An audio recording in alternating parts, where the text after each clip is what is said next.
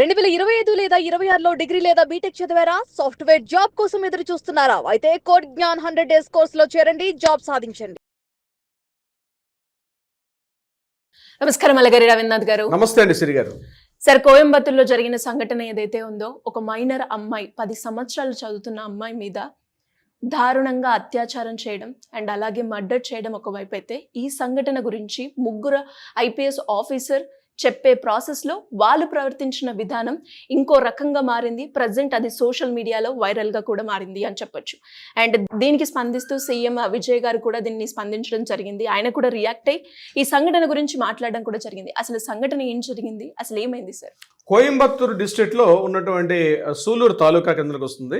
సూలూరు తాలూకా దగ్గర పల్లేపాలెం అండ్ కన్నేపాలెం అనేటువంటి 2 గ్రామాలు ఉన్నాయి. ఆ 2 గ్రామాల మధ్యలో భవానీపురం అంటే మరొక చిన్న ఒక హ్యామ్లెట్ ఉంది అక్కడ. అయితే గురువారం మధ్యాహ్నం 1:30-2 ఆ ప్రాంతంలో ఒక అమ్మాయి, ఒక బాలిక సుమారుగా 10 ఇయర్స్ ఉంటాయని చెప్పి పోలీసుల యొక్క అధికారిక లెక్కల ప్రకారం ఆ అమ్మాయి ఇంటి బయట ఆడుకుంటూ ఉంది. చిన్నపిల్లలతో కలిసి ఆడుకుంటుండగా సడన్గా ఆ అమ్మాయి అదృశ్యం అయిపోయింది, కనిపించకుండా పోయింది. కాసేపు తర్వాత తల్లిదండ్రులు లేచారు, విషయం ఏంటని ఆరా తీశారు. ఆరా తీసిన తర్వాత గాలింపు చర్యలు కూడా బంధువులతోటి, స్నేహితులతో కూడా చుట్టుపక్కల కూడా వెతకడం సుమారుగా 2-3 గంటలు వెతికే కార్యక్రమం కూడా చేశారు. అయినప్పటికీ కూడా బాలిక కనిపించలేదు. తర్వాత వీళ్ళందరూ కూడా కలిసి వెళ్ళి దగ్గరలో ఉన్న సూలూరు పోలీస్ స్టేషన్లో వెళ్ళి అక్కడ కంప్లైంట్ కూడా ఇవ్వడం కూడా జరిగింది. అక్కడ ఉన్నటువంటి సిఐ గారు కూడా రావడం, అక్కడ ఉన్న ఎస్పీ గారు పవన్ కుమార్ ఎస్పీ గారు ఆధ్వర్యంలో ఈ గాలింపు చర్యలు కాస్త ముమ్మరం చేశారు. ఈలోగా ఈ కన్నేపాలెం ట్యాంక్ అంట చెరువు ఉంది. ఆ చెరువులో అమ్మాయి యొక్క బాలిక మృతదేహం అన్నది అక్కడ తేలుతూ కనిపించింది. మిగిలిన అందరూ కలిసి ఆ అమ్మాయి యొక్క బాలికను తీసుకొని రావడం కూడా జరిగింది. ఆ మృతదేహం వచ్చేసరికి ఎలా ఉందంటే, ఆమెకు కుడివైపు ఉన్నటువంటి హ్యాండ్ కూడా పూర్తిగా విరిగిపోయి ఉంది. అలాగే ఎడమవైపు కాలు కూడా విరిగిపోయి ఉంది. ఆమె మీద ఒక సెక్సువల్ అసాల్ట్ అంటే ఆమె మీద ఒక లైంగిక దాడి జరిగినట్టుగా అక్కడ ప్రాథమిక సమాచారం మేరకు ఉన్నటువంటి గుర్తులు కనిపించాయి. అంటే ఎవరో ఆమె మీద అఘాయిత్యం చేశారు. చేసిన తర్వాత ఆమె ఎక్కడ ఎవరికైనా చెప్తుందని చెప్పి ఆమెను కొట్టి చంపి ఆ చెరువులో పడేసేశారు. ఇది జరిగిన సంఘటన గురువారం మధ్యాహ్నం జరిగినటువంటి సంఘటన. రాత్రి 8:30-8:45 ఆ ప్రాంతంలో ఇక్కడ ఎఫ్ఐఆర్ కూడా కట్టడం జరిగింది. ఎఫ్ఐఆర్ కూడా రైజ్ చేశారు దీనికి సంబంధించి. బంధువులందరూ కూడా కలిసి ముఖ్యంగా దీని మీద ఎవరైతే ఈ యొక్క దారుణాన్ని కొడిగట్టారో ఇమీడియట్గా వాళ్ళని అరెస్ట్ చేయమని చెప్పి బంధువులు, స్నేహితులు కలిసి ఆ యొక్క ట్రిచి రోడ్డు టువర్డ్స్ సూలూరు తాలూకా నుంచి ట్రిచికి వెళ్ళే రోడ్డు మీద బైఠాయింపు చేసి చాలా నిరసనలు కూడా పెట్టారు. ఇదంతా ఒకవైపు ఈ యొక్క విషయం అవుతుండగా పోలీసులు కూడా ఇమీడియట్గా ఏం చేశారంటే, ఇద్దరు అక్యూజ్డ్ని సస్పెక్ట్ చేసి ఒక ఇద్దరిని కూడా పట్టుకోవడం జరిగింది. అందులో ఒకటి పేరు కార్తీ, మరొకటి పేరు ఆర్ మోహన్ అని. ఒకటి వయసు, ఈ కార్తీ వయసు 33 సంవత్సరాలుగా, మోహన్ వయసు కూడా ఇంటి పక్కనే ఉంటాడు, ఆయన ఏజ్ 30 ఇయర్స్గా చెప్పడం జరుగుతుంది. వీళ్ళిద్దరు కూడా ఈ అఘాయిత్యాన్ని కొడిగట్టారని చెప్పి పోలీసుల యొక్క ప్రాథమిక దర్యాప్తులో కూడా తెలిసింది. వాళ్ళిద్దరిని పట్టుకున్నారు, వాళ్ళిద్దరిని అరెస్ట్ కూడా చేశారు. ఆ రోజు నెక్స్ట్ డే మార్నింగ్ 7 o'clock ఆ టైంలో అరెస్ట్ చేయడం కూడా జరిగింది. వాళ్ళ మీద జ్యుడిషియల్ కస్టడీ తీసుకున్నారు. వాళ్ళ మీద విచారణ కూడా జరుగుతుంది. ఇది ఒక వైపు. మరొక సైడ్ ఏంటంటే, ఇక్కడ ఈ స్టోరీ ఇలా ఉంటుండగా అమ్మాయి యొక్క మృతదేహం జరిగిపోయింది. ఆమె చనిపోయిన తర్వాత హాస్పిటల్ తీసుకెళ్లి అక్కడ దగ్గరలోని ఈఎస్ఐ హాస్పిటల్లో ఆమె యొక్క పోస్ట్ మార్టం చేశారు. పోస్ట్ మార్టం రిపోర్ట్ అయిన తర్వాత మరొక వివాదం ఎలా వచ్చిందంటే, తండ్రి యొక్క అంగీకార పత్రం సంతకం పెట్టేశారు, తండ్రి సైన్ చేసేసుకున్నారు, బంధువులు తీసుకెళ్లారు. ఆమె యొక్క దేహాన్ని కూడా మిగిలినటువంటి ఆ దహన సంస్కారాలు అవి ఉంటాయి, ఆ కార్యక్రమాలన్నీ కూడా ఆ కార్యక్రమాలు కూడా పూర్తి చేశారు.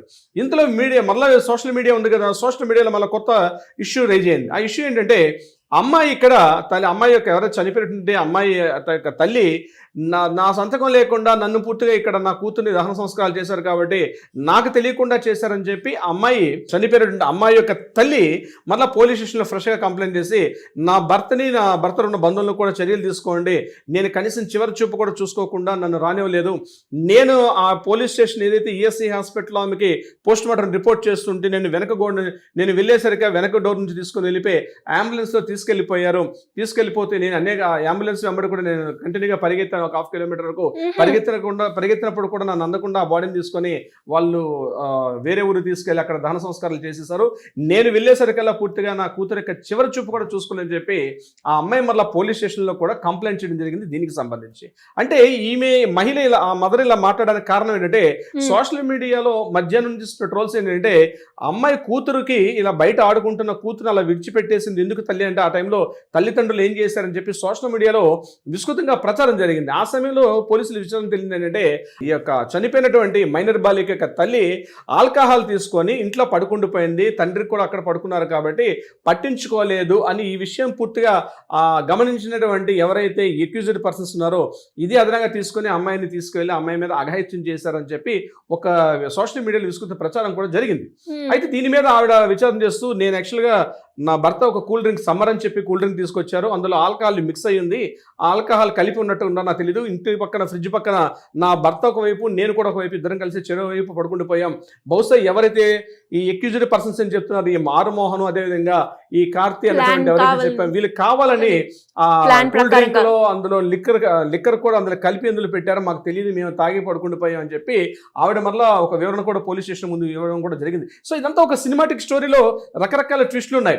సో దీని మీద ఏంటంటే ఐజీ గారు అంటే రమ్య భారతి గారు అంటే ఇదంతా కూడా ఎలా వస్తుందంటే వెస్ట్ జోన్ కిందకు వస్తుంది, కోయంబత్తూరు వెస్ట్ జోన్ కిందకు వస్తుంది. వెస్ట్ జోన్ లో రమ్య భారతి గారు ఇక్కడ ఐపీఎస్ ఆఫీసర్, అదే కాకుండా డిఐజీ అయినటువంటి సన్నిధానం, ఆయన కూడా సన్నిధానం అంటారు, సన్నిధానం ఆయన కూడా డిఐజీ, ఆయన ఒక IPS officer. At the same time SP అయినటువంటి ఎమ్మెల్యే మన పవన్ కుమార్, ఈ పవన్ కుమార్ ఈయన కూడా ఒక ఎస్పీ గారు అంటే సూపరింటెండెంట్ ఆఫ్ పోలీస్, ఈ ముగ్గురు కూడా ఒక ప్రెస్ మీట్ పెట్టారు. ఈ ఇష్యూ యాక్చువల్గా ఈ మైనర్ బాలిక మీద దాడి ఈ రకమైన విచారణ ఒకవైపు అవుతుండగానే ఇక్కడ మీరు మాట్లాడిన స్టోరీ ఏమైందంటే ఇక్కడ ప్రెస్ మీడియాలో వాళ్ళు మాట్లాడుతున్నటువంటి హావభావాలు అంటే ముఖ్యంగా మీడియా మైక్స్ అన్ని కూడా ముందుంటుండగా ప్రెస్ మీడియాలో వాట్ జరిగిందని చెప్పి మీడియా ముందుకు వచ్చే క్రమంలో వీళ్ళ ముగ్గురు కూడా అంటే సన్నిధానము మధ్యలో ఈ యొక్క రమ్య భారతి గారు, ఇటువైపు చూస్తే పవన్ కుమార్ గారు, ముగ్గురు కూడా ఐపీఎస్ ఆఫీసర్లు ప్రెస్ లో వెళ్తున్నప్పుడు ఇంకా కెమెరాస్ ఆన్ చేయలేదు, ఇంకా షూట్ స్టార్ట్ చేయలేదని అనుకునే క్రమంలో అంటే మీడియా ముందు వచ్చేటప్పటికి అందరూ మీడియాస్ వచ్చిన తర్వాత కూర్చున్నాకే యాక్చువల్గా మీడియా ప్రజెంటేషన్స్ జరుగుతుంది.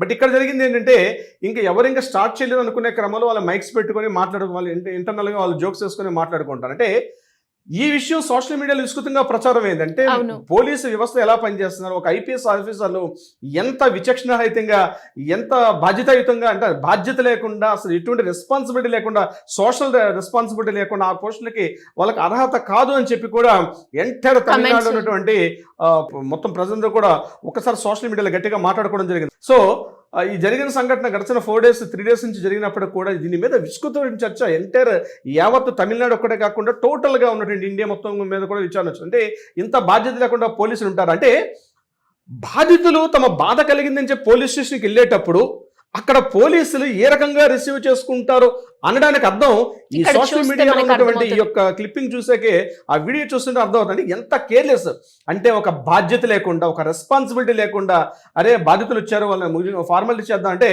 ఒక మీడియా ముందు కనీసం కెమెరాస్ ఆన్ అయ్యి ఉన్నాయని చెప్పి ఒక జ్ఞానం కూడా లేకుండా ఎంత లేకిగా ఎంత వెకిలిగా ఉన్నారంటే మనుషుల యొక్క బాధలన్నా మనుషుల యొక్క వాళ్ళ ప్రాబ్లమ్స్ అంటే సమస్యలు అంటే వాళ్ళ దృష్టిలో అదొక వేస్ట్ అంటే అదొక చిన్న చూపు.